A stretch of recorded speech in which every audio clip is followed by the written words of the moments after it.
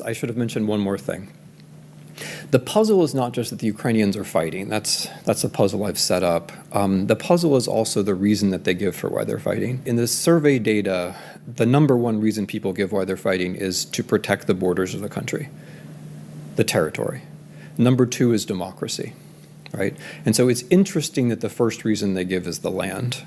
And it's interesting the second is democracy. And I think it's also interesting to ask why they might not think there's a contradiction between those two things, right?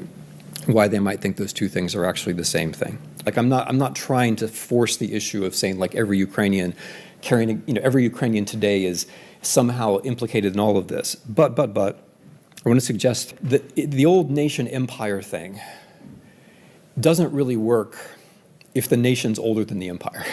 Right? And when I say that, I don't mean like there's an ethnic Ukrainian nation that goes, that's not my point. My point is that if what makes up people's sense of themselves is much older than the empire, you can't treat the nation just as a reaction to the empire, right? And that may be the fundamental way in which we're getting the Ukrainian-Russian story wrong, is that we think, okay, Russia's real, now the Ukrainians are kind of new and constructed, and we'll be sympathetic because we're also new and constructed. Right? But that may not really be right. It may be that their sense of place has to do with things that are literally hundreds or thousands of years older than the Russian Empire, which is a recent and fragile thing.